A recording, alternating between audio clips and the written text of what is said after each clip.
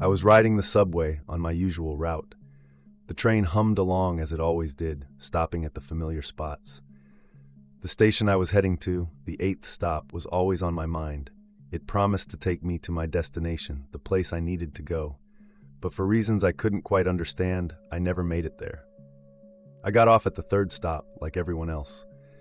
It was a comfortable, safe stop.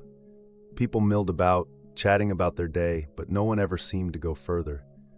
I overheard a conversation between a few passengers, one of whom said, "There are 5 more stops on the metro, and the 8th stop is where you really want to go. It takes you where you're trying to get." But before I could think about it, another voice piped up. "Oh, that's scary," she said, her face pale.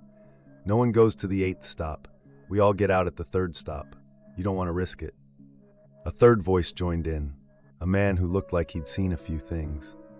"I heard there's all this crime at the 8th stop. It's dangerous. People disappear there. I wouldn't go. Stick to the 3rd stop with us." Someone else, an older woman, chimed in. "I once tried to go to the 6th stop. Thought I'd keep going, but when I got there I couldn't go further. It wasn't so bad, just not where I needed to go. But it felt wrong, so I turned around, like everyone else, and started getting off at the 3rd stop again."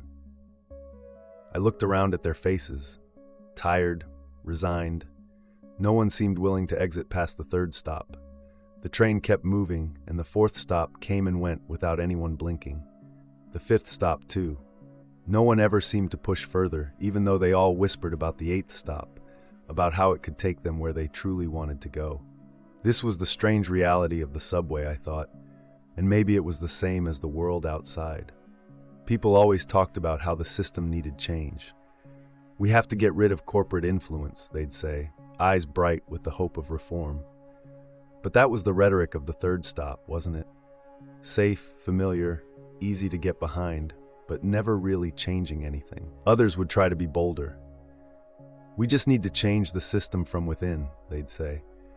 But these voices were growing quieter, retreating like passengers who'd once stood at the 2nd stop and now, with time, had slipped backward, too scared to push on. A few stood at the edge of the 4th stop, their fingers brushing the door. "We can win elections," they said, "and start a 3rd party. We can do it." But even they, when they looked ahead, hesitated. Stops 5, 6, 7, they were all unknown, too dark to contemplate. The 8th stop? It seemed like a distant dream. Too few would go with them, so they too resigned themselves to the 3rd stop. I saw it in their eyes, the fear. Everyone had their reasons. The system was broken. It needed change, but nobody seemed willing to go far enough, not really. A few mentioned the insurrection on January 6th, casting blame, but most simply shook their heads. The 8th stop felt too far away, too dangerous to reach, too much of a risk. I thought about it. Maybe the answer was further down the line at the 6th, 7th, or 8th stop. Maybe that's where the change could happen, but I couldn't see it clearly. I was too afraid. And then I heard a quiet voice. It came from someone I hadn't noticed before. "It's a shame," they said, "that the working class can't come together and ride the subway all the way to the 8th stop. It's the only way we'll ever change anything." The train jolted forward again onto the 4th, 5th, and 6th stops, but no one moved. Everyone stayed at the 3rd stop, safe, comfortable, afraid. And I wondered, in the quiet hum of the train, if anyone would ever have the courage to ride all the way to the 8th stop. Or if we'd all just keep riding in circles, pretending that the destination we truly wanted was something we could never reach.